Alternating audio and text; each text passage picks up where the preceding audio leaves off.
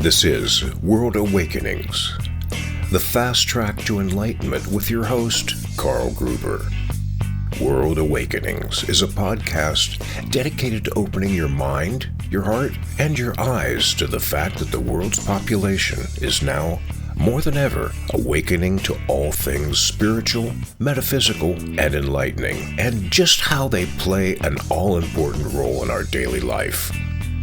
So join Carl on this enlightening experience as he interviews metaphysical and spiritual experts to discuss, debate, and delve deeply into the hows and whys of this worldwide awakening.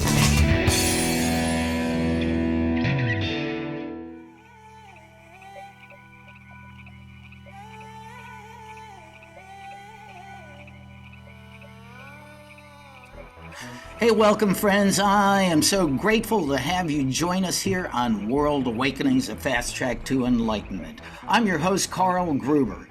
Now, if you're a regular viewer or listener, you know that this show is all about taking a deep dive into all things spiritual, metaphysical, and enlightening. So, come with me and let's take what we learn and make our world a more loving, peaceful, and joyful place. And by the way, don't forget that not only can you watch this show on YouTube, but you can now also watch it on the brand new TV network, New Reality TV.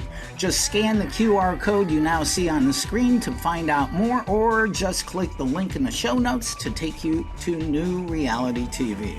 Now, let's head off to meet today's featured guest. And today's show is a bit of a departure from our usual chat with spiritual masters, teachers, channels, and authors and experts as we meet with musical artist Dylan Meek. Growing up in a small town outside of Austin, Texas, Harlem piano master Jimmy Neely took Dylan in as a protege, passing along nearly a century of wisdom and music. Graduating from high school, Dylan moved to Boston to live with his brother Buck and play organ and piano in gospel churches. That I want to find out about. These experiences provided the first inspiration for him to start singing. And since then, Dylan has consistently pushed artistic boundaries, and his mastery of the keyboard remains a hallmark of his signature sound. Known for his Grammy-nominated work and his repertoire that spans classic soul, neo-soul, and rock, Dylan's music is a testament to fearless originality and the limitless power of connection. And this is very cool. His forthcoming album, Love Languages, exemplifies this journey, a poetic celebration that challenges us all to love more openly and courageously, much needed.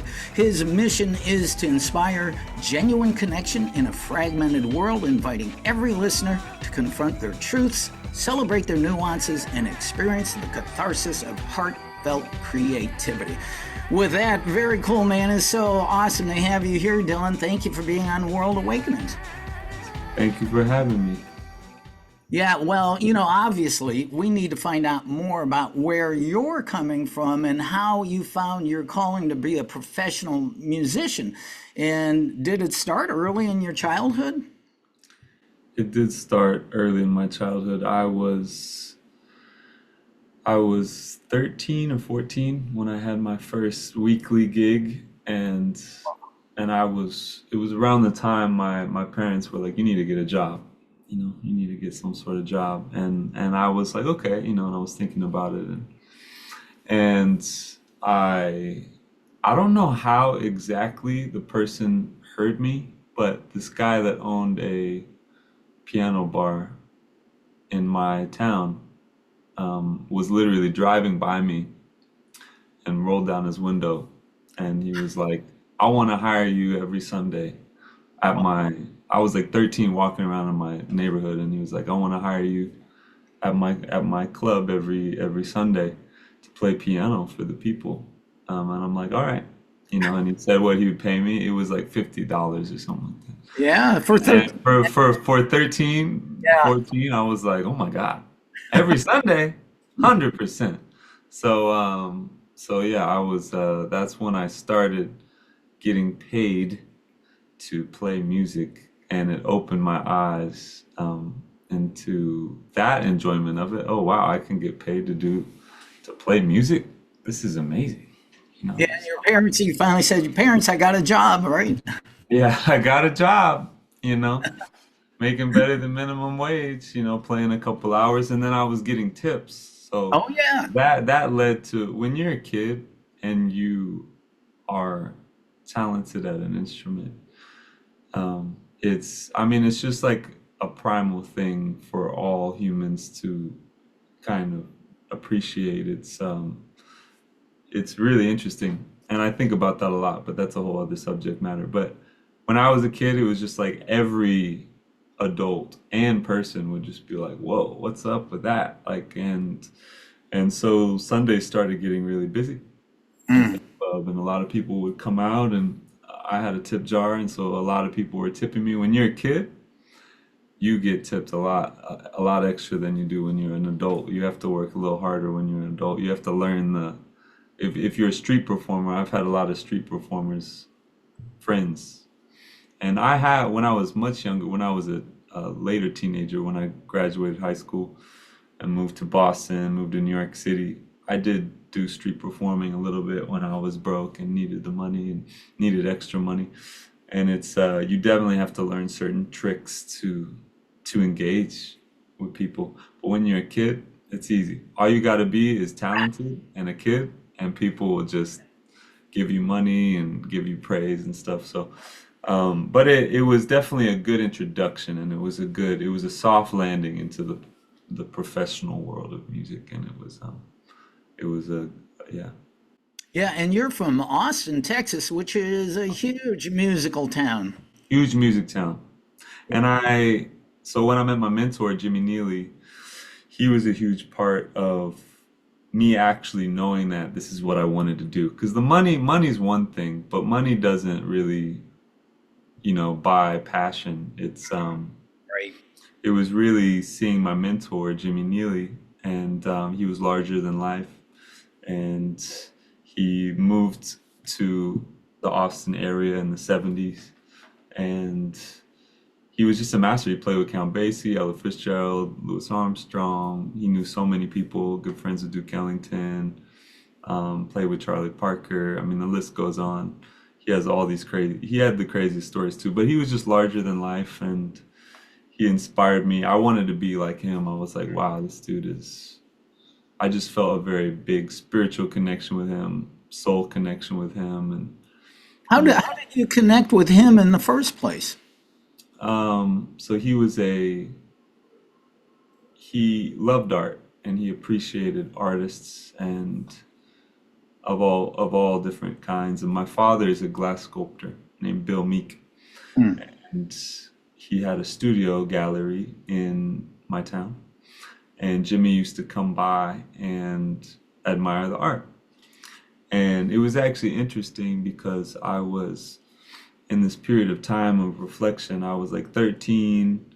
I was asking a lot of questions internally about self, about purpose, about God, about the universe, about a lot of different things, what the meaning of life was. And I was having these very deep reflections, and I started doing a lot of yoga and started reading, the Tao Te Ching and different, spiritual books, just thinking about different philosophies and different just purposes, just what my purpose was. And I remember, and I was like running 10 miles a day, and I was breathing, and I was doing yoga, and I was meditating every day. And there was this deep rooted instinct um, to find a mentor. I was like, I need a mentor. I need someone to guide me right now. And or I had the desire to have a mentor, someone that I looked up to, someone that was a master of something, and also there was this other part of my heart that was leaning towards. I felt like I was on a plateau on the piano because I was self-taught originally, and I had a teacher as well. But I was self-taught in blues. I had a teacher who was teaching me songs, and then I taught myself how to play boogie woogie and blues because I just naturally gravitated towards boogie woogie piano. And but then I had a teacher teaching me songs like Bohemian Rhapsody and Oh. Somewhere Over the Rainbow, and just repertoire that any kid learns or whatnot. And I always learned fast, but I hit this place where I stopped taking lessons with that teacher. I hit all of the things I could figure out by myself. I felt, at least at the time, at 13-year-old boy, thought that I reached, a plateau and that I needed to get to another level, and I didn't know how to get to another level. And I was thinking, man, if there was some master blues musician or jazz musician that does what I do, that was really from the source, that tapped into the source of that music, that is inspiring to me, but it's still a bit of a mystery to me because I'm at this plateau. And then I remember hearing about this man in my town that all the musicians feared, all the musicians were intimidated by. It was an old wizard with a big beard and a huge personality, and almost like a Mr. Miyagi type, where everyone was like, "Who is that?" Or like, oh, like the musicians would be like, I'm afraid to take lessons with him. Or I heard stories where he would kick people out of his house that wanted to take a lesson with him or something, that he was very stern or whatnot. I heard these stories, these through the grapevine, these rumors of, this master, but he's really hard teacher and he doesn't take on many students or whatnot. And there was something in me, in my soul, that was like, who is this guy? And so I asked my dad, because I grew up in a small town outside of Austin, and I asked my dad, I'm like, who's that dude? The old man, the jazz musician from New York that people say is mean. Who's that guy? Who is that guy? Because I wonder if he would teach me piano lessons, because I want to deepen my piano abilities, and maybe it would be the right fit. And my dad was like, I think you're thinking of Jimmy Neely. And I'm like, yeah. Okay. And my dad was like, he's the only one like that here. Like, there was other jazz piano players, other musicians in Austin. And there was a couple from New York in Austin, but he was like an OG. He was an old school dude, grew up in the 1930s as a teenager, playing with all the masters, and in the 40s playing with all the masters in his early 20s, So being of that generation of a jazz musician, you had a different outlook on what jazz was and what music was, and what the connection to an instrument or a musical ability was in the pop culture of that time, which it's changed generationally, as it always does. But I digress. Basically, I was like, can I meet this guy? And my dad was like, let me call him, because he does, I'm friends with him and he comes by the studio a lot, my dad said, so I'll call him. So, one day my dad said, well, guess what? I talked to Jimmy Neely and he said he would meet you. He said he's not taking on students, but that he'll meet you and maybe he could put you in the right direction of somebody else. But he wants to assess you. So I was like, all right. So I get in, my dad's truck. We're driving into the Texas Hill Country, and about a couple miles out from Jimmy's house, I hear jazz, like in the hill country, through the trees, through the forests. You just start hearing swing, and you're like, is that jazz? What is that? Is that a piano trio? Like, is that Oscar Peterson? I didn't know who Oscar Peterson was at the time, but I was like, who, that's swing or whatever, that's jazz or whatever. And we're driving and it gets louder and louder. We pull up into his house that he built with his bare hands. He's on the roof at 78, retiling his roof. Shirt off, ripped, big white beard, like a foot and a half, 2 foot white beard, ripped, with a tile in his hand and a hammer in his hand, in the summer sun, the Texas heat, with boots on and jeans, and retiling his roof. And crazy sight to behold, with music blasting. He has had this big house that he built, And on that, the outside of the house, the rim of the roof, under the roof, right under the roof, there were speakers facing out of the house, blasting jazz. And his theory later, I'm skipping through time right now, but he said the reason why he did that is he's like, let everyone hear your music, let everybody hear it. You know, that he was very intense about that. But so I go inside, he comes down his ladder, you know, and he had huge hands, and that was my first memory of him shaking my hand. And my hand at 14 could fit in the palm of his hand. He had such big hands. He could reach a 14th on the piano, if you're familiar with what that means. That's very, very, that's most people, most humans don't have that reach. Mm. He had a very remarkable hand size. But, and he squeezed my hand really hard and he was like, you need to learn how to shake strong. And that was the first thing he said to me. And I was like, okay, you know. And then he was like, okay, so your dad tells me you play piano. Come play for me. And I'm like, oh, okay. So I go play, and I'm 13 or 14. I'm trying to show off, and I play the fastest boogie woogie in C that I know. Just really, fast, up tempo. I could only play in C at the time, a C 12 bar blues, and played it really fast with probably some walking bass or something, and he said, okay, can you take it up a half step? And I said, no. And then he laughed. And then he's like, I see the fire in you, but get up from the piano. And I'm like, okay. And he sits down and he looks at me. He never looked at his hands. That was his thing too. He would always look at the audience. And if you were studying with him, he would look directly into your eyes the entire time, really intensely, and play the most virtuosic piano you've ever heard, but looking at you in the eyes like really intensely. And he did that, and he proceeded to play 12 bar blues in all 12 keys, in different tempos.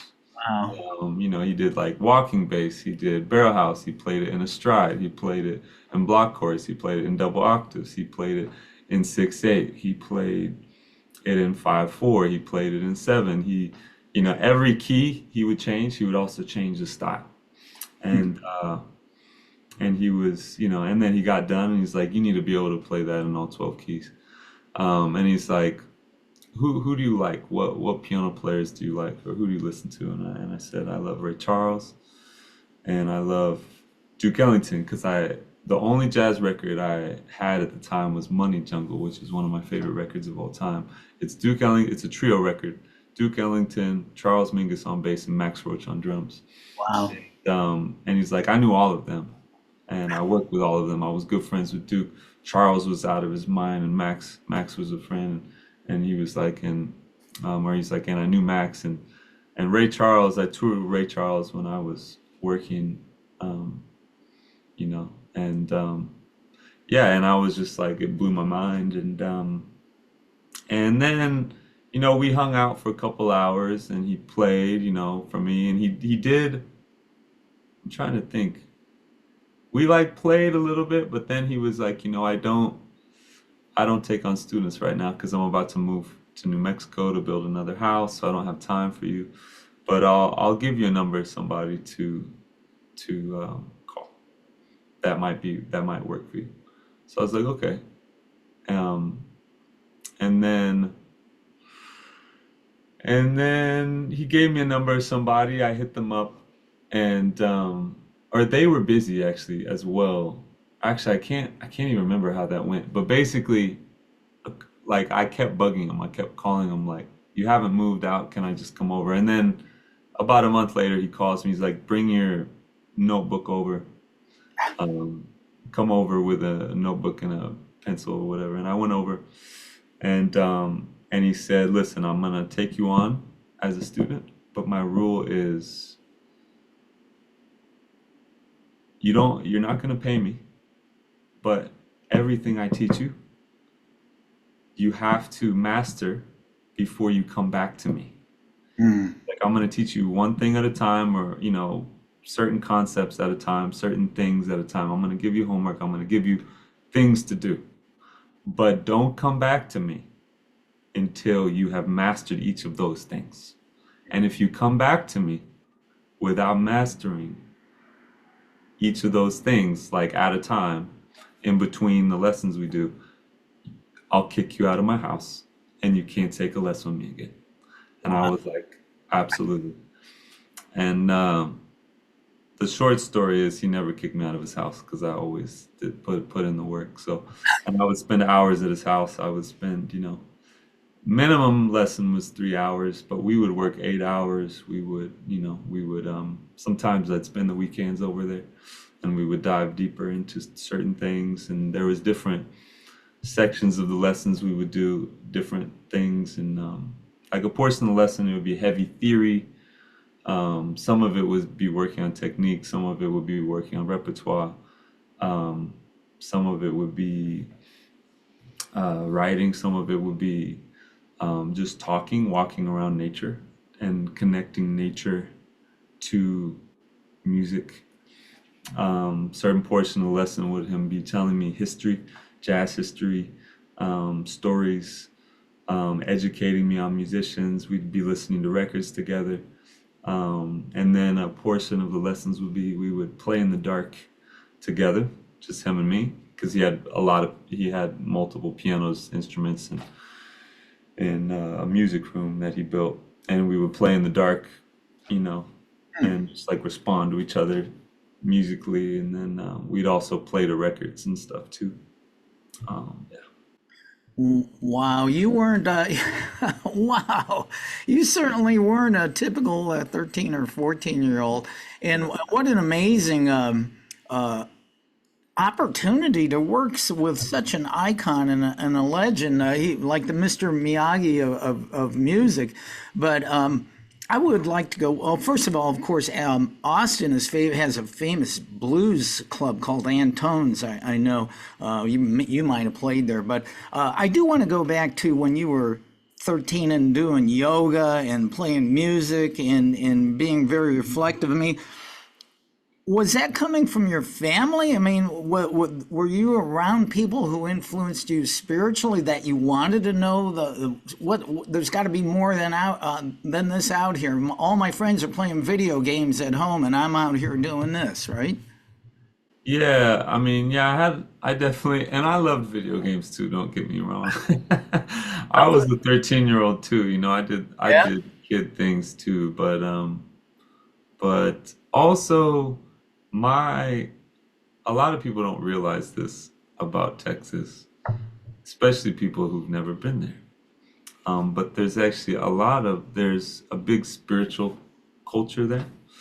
Okay. And there's a huge yoga culture there. There is also a very large hippie culture there. A lot of people might not realize that. And the history of that, I might be butchering what I'm about to say, which is a ironic word to use and to describe that culture or that community of people, hippies and stuff who are vegans. But from my understanding, in the 60s, a lot of hippies from California moved to Austin area, and like a lot of them migrated there. Why? I don't remember. I don't remember why that happened. But like I met a lot of old timers that had moved there, that were like old school hippies that built temples or communes or Mhm. started yoga studios or started cafes or health food or whatever the generalized in the box hippie does or whatever kind of thing, or like people that do yoga, people that eat, that are aware of what they put in their body, that might read the Tao Te Ching or books on Buddhism or what I'm generalizing, but I'm just saying things that I was around. I grew up around that. There's a lot of that in the Austin area and the surrounding area. And even though there's also ranchers and there's cowboys and Mhm. it's an interesting mixture of that mixed with like cowboys and ranchers and um, Texans that have just been in Texas for over 100 years or whatnot, older Texan families. So it's this interesting mix of people with different belief systems or whatever. But regardless, I grew up around that for sure. I rubbed shoulders with that. Like, I grew up in an artistic family, and Mhm. my family, I definitely grew up in a family that are like to talk about feelings. They like to talk about ideas and perspectives and philosophies, and we can enjoy good debates. We can enjoy good just talking and learning and just studying a lot of different ideas and stuff. And so that was also, just any like, oh, you're reading that book, oh, you're reading that thing, oh, that's great to educate yourself on that. Oh, it was never like, oh, you can't read that or you can't do that. So there's the openness and support to like learn new things.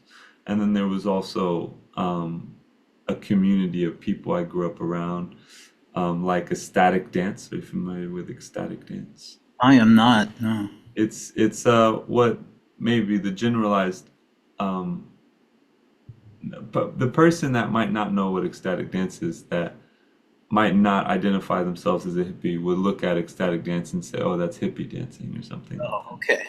To bridge the gap of understanding between people that don't know what it is. And even though ecstatic dance actually goes pretty deep, but I have friends in the ecstatic dance community that are really into yoga. The ecstatic dance community is very tied in with like the yoga community, people that do a lot of yoga, and I know yoga is now like hyper popularized in the United States, which I'm actually very stoked about. But I remember when I was a kid, it wasn't as much like all over the United States, it felt at the time. Even in like certain part, it was in Austin. Like there were certain studios in Austin and stuff. And there was a studio in my town that I grew up in, and I was friends with the lady who did that and put that together, and she would do retreats there, and she was an interesting lady, and had a story of her own. But I was just into hanging out in all these different communities and rubbing shoulders with people that are into different things and learning about it. And at the time, I was a kid. I was, I grew up in a town that's really into football. They're really into, and at that time, the at least the public school didn't have like a yoga education system. And so I think I started doing yoga because I pulled a muscle, and I was like, I knew that yoga helped that. And so I started doing yoga at like 12 or 13 and got really into it, Hmm. obsessed. I bought a book, and that was the first way I learned. I literally bought a book, um, and just learned from the book. And then I started taking classes, and then I started going to ecstatic dance classes with another friend that started inviting me. And I had a lot of older friends too. I was friends with people of a lot of different generations, and I would hang out with the older generations that would invite me to do their activities, and like going to an ecstatic dance class or a yoga class or a music show or whatever. And or a festival or whatnot. And yeah, that's how I got into yoga. That was a long-winded answer to your about Well, yoga. Yeah. just to remind my listeners and viewers, we are speaking with musician Dylan Meek from, well, originally from the Austin, Texas area. He now has an album that's about to come out called Love Languages on Liquid Culture Records. So tell us about this album. It's which is said to redefine the modern love song. How so? Redefining the modern love song. Hmm. Um, This is what your okay. media company sent to me. Okay. All their fault. Okay. Okay. Okay. Redefining the modern love song. Or if you have a different answer, Okay, so Okay, so I'm going to talk about this in a certain angle. So, first of all, I'll start out by obviously, as stated, I am heavily influenced, and my foundation in music is in jazz music. And jazz, the repertoire of jazz, which is a little over a century old, about 150, 130 years old. Most of it is love songs. Most of it is poetic love songs. A lot of it is vulnerable love songs. A lot of the repertoire, the most massive part of the repertoire, is from Broadway, where there'd be jazz musicians covering pop songs, which at the time were Broadway songs. And old like Cole Porter, Gershwin, Irving Berlin, Harold Arlen, um, the list goes on. But those songs, if you read the lyrics, they're very vulnerable. They're very sweet. They're very. A lot of them, they can be cheeky, but they can be very sweet. They can be very like hard on your shoulder. I learned thousands of these songs in my upbringing, hanging out with Jimmy Neely. He used to make me memorize the lyrics. He's like, and back then I didn't even sing, but he said, if you're going to play a song, you need to know the lyrics so you know what it means, so you can play what the feeling is. And so I learned all these lyrics, and even though I've now forgotten hundreds of them, I still know probably off the top of my head about 500 jazz standards, but over the years I've forgotten certain ones that I've haven't played, but those are still ingrained. The lyrics are ingrained in me, the sweetness, the vulnerability, and also I'm really obsessed with soul music and Curtis Mayfield, Al Green, Isaac Hayes. Um, I mean, the list goes on for that. Stax Records, a lot of the Stax Records guys, a lot of the Motown Records guys. I love Stevie Wonder. Stevie Wonder is very vulnerable. He's very, his lyrics, his songs, even the melodies, his melodies and harmonies, in my opinion, which are very, very sophisticated and sometimes complex. I feel like they remind me, at least, of certain structures within the jazz realm, the way the changes are happening. Um, not everyone. I mean, some of his songs are even more like a little. He kind of expanded on harmony. Obviously, he's one of the greats at that within like writing love songs within R&B or soul. Even though he's transcends genre, in my opinion, but regardless, back to love songs. I feel very connected to vulnerable love songs and love songs in general. It's my favorite theme to write about. It's what I'm moved by. It's what makes me feel really good.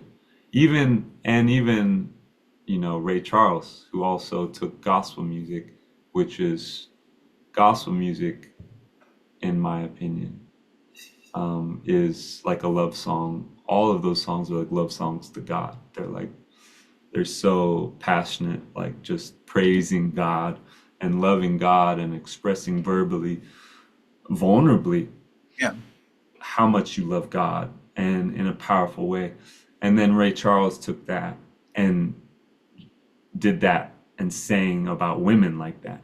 Like like you're my God, or like love like that, like someone you love like that, like and that's also very powerful. And gospel has also been a huge inspiration for me, and Ray Charles has been a huge inspiration for me. Just love songwriters in general. Love the theme of expressing, just praise and love and vulnerability and acknowledging your own weaknesses. Like Isaac Hayes will sing songs, and he's like the most masculine man, but he'll sing these really delicate, sweet songs, being vulnerable, being gentle. Even though he's very strong, he's breaking, the wall down of like that hyper masculine thing, and just being like, but these are my, this is what I'm feeling, and I want to talk to you about that, and I want to express that. And in my opinion, a lot of people now feel like love songs like that are corny. I feel like a little bit like I feel that a little bit in the collective, at least in the songwriter collective. Like I feel like a lot of songwriters are like, no, but we need to like put some ego in there. Or the artistic songwriters are like, oh no, but we need to tell more of a story, or we need to use more metaphors, or hide it away behind poetry, or like, and I'm not trying to criticize anyone, because I'm also inspired by storytellers, and I've been actually ironically writing some very story like songs lately, and love songs that have more layers and more poetic nature, and but I'm I'm also incredibly inspired by just vulnerable Hmm. love songs that are just very just speaking like you would in a conversation, vulnerably to someone you love, someone you've made mistakes to, someone that you need to tell them you love them for the first time, but you're shy to do it, or you know, admitting to a mistake you've made in the relationship. And like specifically talking about romantic love songs, oh, I know I made these mistakes. I know I could do this and better, this better, but I want to work it out because I want to deepen our love. I want to deepen our connection. And I feel like I'm very drawn to that. And I feel like a lot of people, there are some people still doing that, and I am a fan of a lot of those people, and I love listening to those people. I'm not the only one doing it, but I like to do that because I feel like the world needs it, and also I need it. My world needs it. Myself needs it to heal and to move through life and feel good, and try to reach enlightenment. Try to I'm always chasing that, and I'm also always trying to chase happiness. Aren't Hmm. we all? Um, but and love, writing love songs doesn't necessarily solve all my problems, but it definitely makes me feel at least a little better. So I love writing love songs. I've also seen people at my shows cry or tell me thank you, and that, feeling, even if there's one person at my show that says that, it's nice to know that, you know, sometimes my music heals people and mends their hearts, or helps mend their hearts, or helps make them feel a little better, or help them maybe be a little more vulnerable, or help them process emotions in relationships, and or in connection. Yeah. So Well, and this an album called Love Languages. I love that you mentioned Isaac Hayes because I was a big Isaac Hayes fan. I used to listen to his double vinyl LP called Black Moses for a long time. It was great, I but have that one. I have that on LP. I have that here. yeah, I love it. But But we should let the people check out one of your tunes right now. I've got a video here.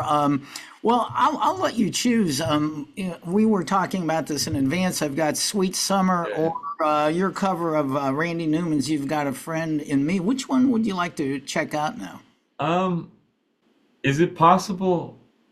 Is it possible to play Be Your Man? I think what I'm talking about, Sweet Summer works too, and that is a love song. That's from my last album. We could watch that first. Well, no, let's do what you would like Be, the people to see. yeah, be your man. Be your man goes with what I was just saying. I think a little more.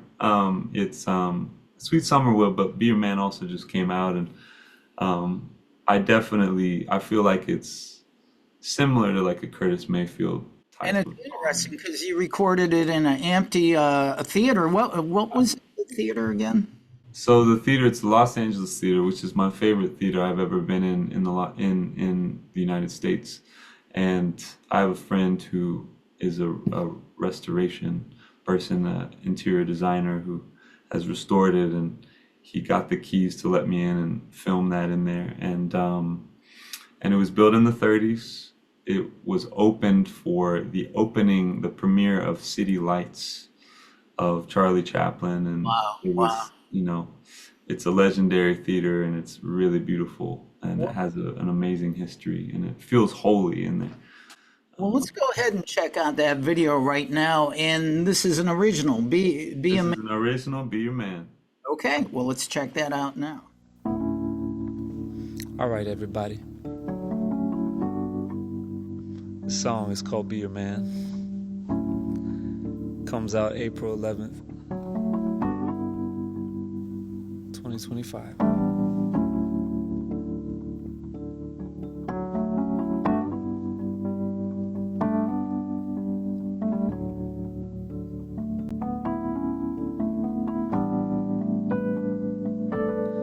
Separation,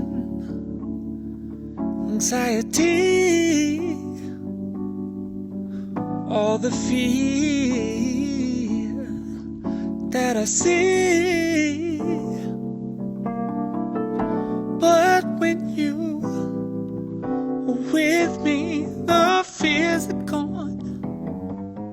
They're gone, baby. Insecure, broken down, seeking help, not knowing how. I try to fix all my problems, you know I do, baby. I know it's not your responsibility to reassure me that you love me, oh no. But baby, understand, I wanna be your man. Woo, be your man.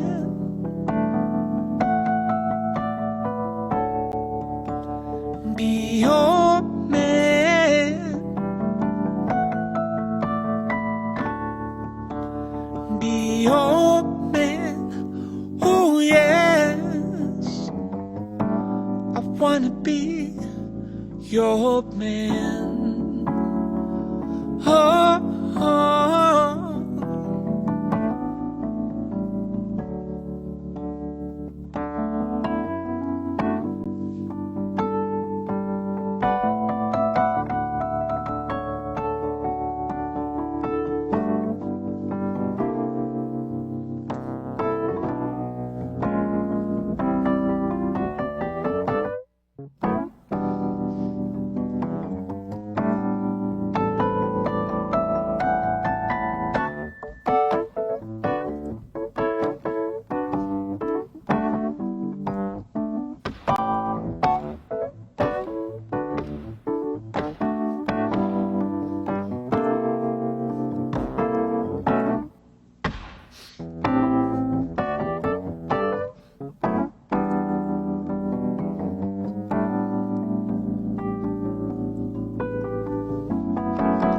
I cannot expect you will always be there,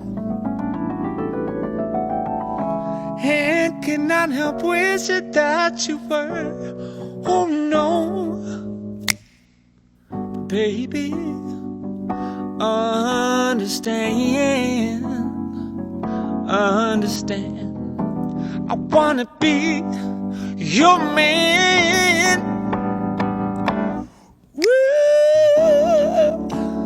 Be your man.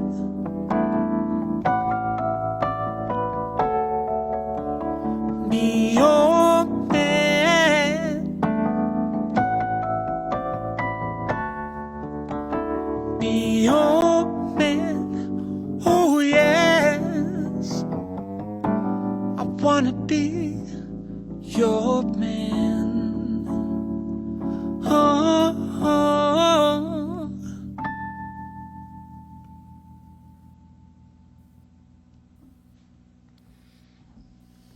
That's a true story.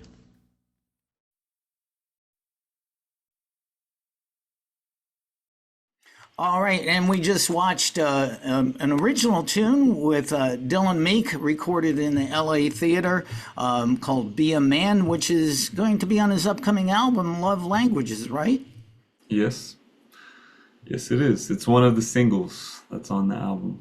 Well, awesome. But, I also heard that you were nominated for a Grammy. What were you nominated for? Let me grab it. I'll read it. I'll show it. I'll show it to you. Hold on. Okay. So I'm not sure if it's going to show up because this picks up my face and then we'll cut other things out. Let's see if it. Yeah, Okay. there you go. Basically, I'll just read it because I don't think it's going to show it right now. In recognition of your participation as songwriter on the Grammy Award nominated recording Spider-Man Into the Spider-Verse, Best Compilation Soundtrack for Visual Media. So that's the nomination. Best Compilation Soundtrack for Visual Media. So Very- one of my songs was on a soundtrack that got nominated for the Grammy, and we lost to A Star Is Born. Uh-oh. Yeah, but very cool to even get to that level to be nominated for a Grammy. Well, again, we are talking to Dylan Meek, an awesome, amazing, talented musician. Just one more thing here, and hopefully we can get to one more of your tunes here, but just where are you at right now with your own personal spirituality, and what role does it play in your life? I'm very interested in that you were in the Tao Te Ching too as a youngster. That is, I'll be honest, that's one I have not studied that very in depth at all. The Tao Te Ching changed my life. I think, and it's an easy read. It's like you can read it, you can like carry it around. It's like a little pocketbook. It changed my life. I've read it several times, and I used to read it like a novel. Like I would read like one page at a time. Some people will like pull the random things because there's like a lot of different sayings in it or whatnot. But I've read it multiple times, and then I would switch it around. But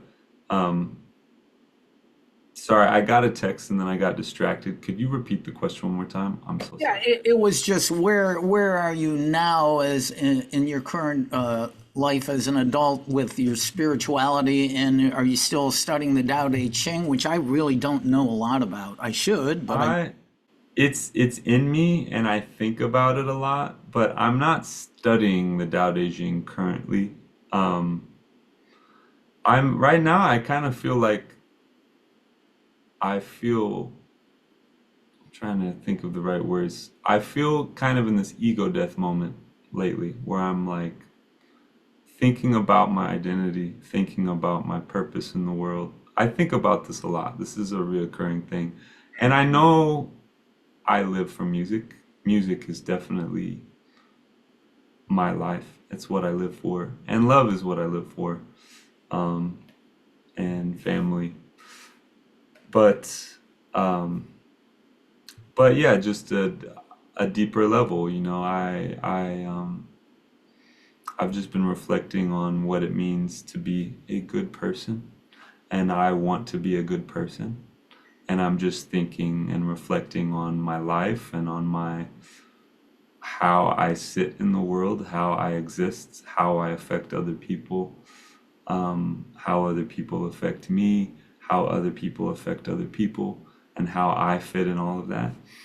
And that's kind of the place I'm at spiritually. I feel like I'm searching right now. Yeah, I'm searching. Like I know myself. I'm rooted in myself, but I'm searching for enlightenment. I guess I'm searching for answers. well, and I have to tell you on that much of the world is searching right now, and many of my guests on this show, this is the 213th episode, are talking about the world is on a huge transition like never before in all of history. We're on a verge of ascension into a higher dimension of love and living. And if you look at the mainstream media, you'd think the exact opposite. I mean, you live in LA where they've had their slight problems lately too, so that would be hard to. But yeah, I love that you are searching. Me too. Me too. Yeah. Yeah. It's a journey. Life is a journey. Well, And in my opinion, sometimes you reach a point where you think you've reached some enlightenment, or maybe you have in a moment. You know, because I've had experiences where I'm like, whoa, this is it. This is the answer, you know? And then, you know, I go to work the next day, or I do this thing the next day, and I'm like, oh, wait a second. I'm not still holding on to that thing, but where is it? Where is that little glimpse of it, you know? It would be nice to be able to have the glimpse for longer, for more often. That would be a great name for a song. Life is a journey. So. Yeah, it is. Do you think we're kind of running out of time here, but I wondered if it would be okay if we could check out one more song. You know I'm a fan of your cover of Randy Newman's "You've Got a Friend in Me." Is it okay if we check that out quickly? 100%. I love Randy Newman. He's inspired me. I love his songs, and I love that song. All right. Well, here's Dylan Meek doing "You've Got a Friend in Me" by good old Randy Newman.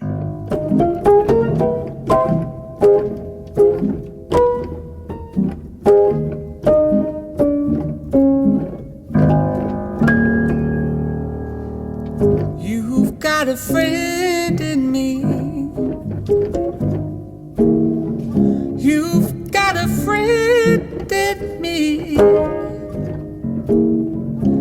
If the road looks rough ahead and you're miles from your nice warm bed, just remember what your old pal said.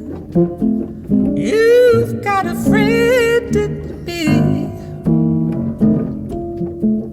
You've got a friend in me. You've got a friend in me.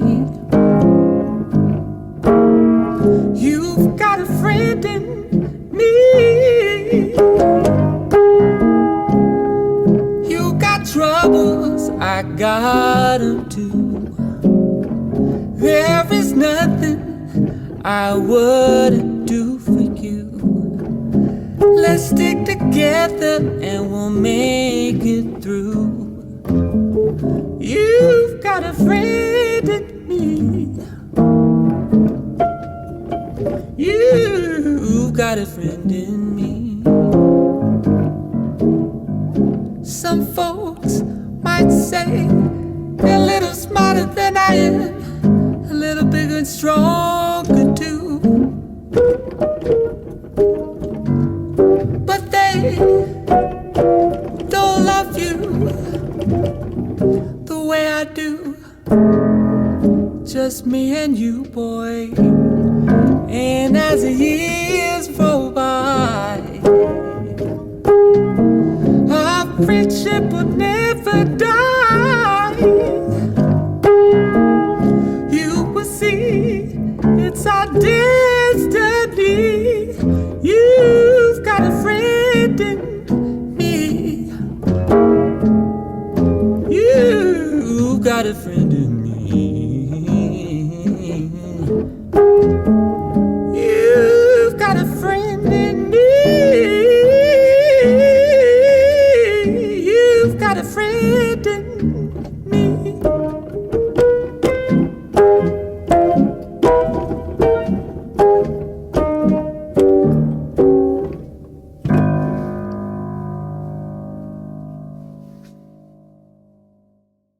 All right, and there you go. There's Dylan Meek's awesome version of "You've Got a Friend in Me" by Randy Newman. How did you choose that song? In my opinion, for one, it's one of the greatest songs of all time, so it's hard not to choose. Number two, in my opinion, it's a love song. It's a love song about a friend. You got a friend in me. And it's also like this selfless thing. Like, you got a friend in me. Like, I got you. Like, I'm your friend if you need me. You know, it's like not asking for something, it's giving. And I love that. Yeah, well, I really appreciate it.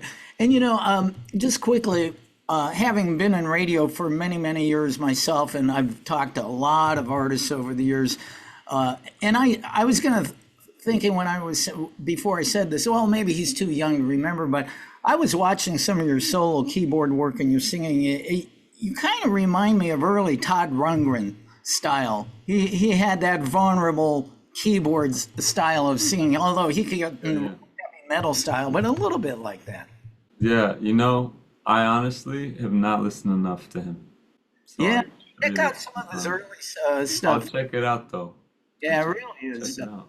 But we've kind of got to roll out of here. What a great opportunity, a little departure for World Awakenings. But this young man, Dylan Meek, is certainly the real deal, an incredible talent. I love your story about hanging out with a master, Jimmy Neely, and that is just amazing. You know, the bottom line is, I'm guessing your music is a very nice avenue for people to hop on that love train and enjoy life a little bit more, right?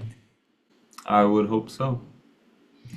I would hope so. It makes me feel better, so I hope it makes other people feel better for sure. Well, when is your new album, Love Languages, coming out? And it's on Liquid Culture Records, right? Mm-hmm.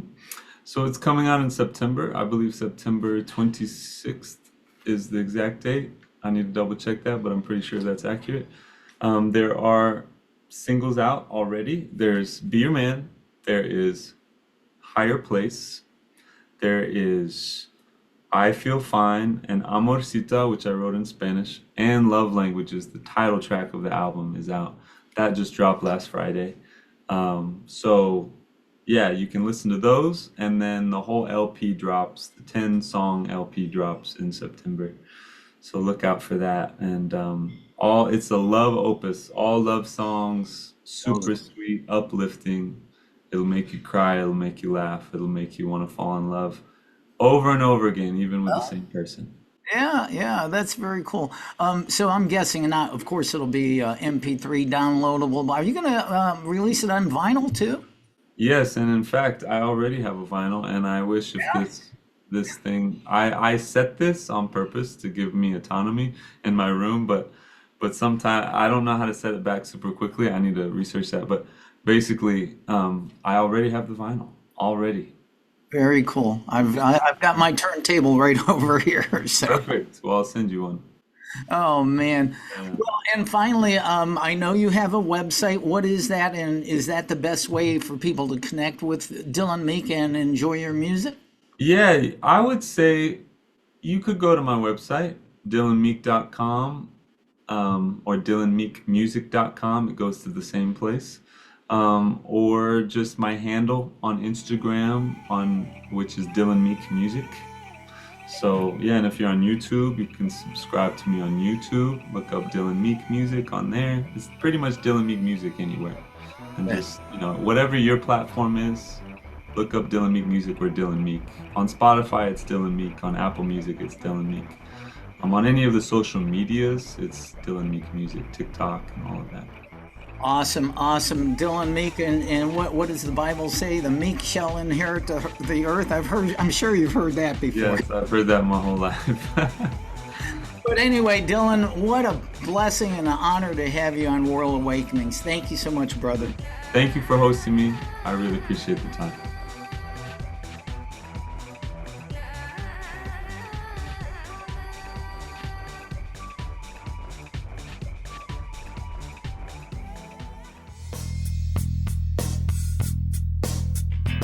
This has been another episode of World Awakenings, the fast track to enlightenment with host Carl Gruber, a certified law of attraction life coach. We welcome you to tune in to each and every episode of World Awakenings as we open your mind, your heart, and your eyes to the fact that the world's population is now, more than ever, awakening to the truth of all things spiritual, metaphysical, and enlightening, and just how much they play an all-important role in our moment-to-moment daily life. Much love and light to you, my friend, and thank you for tuning into World Awakenings.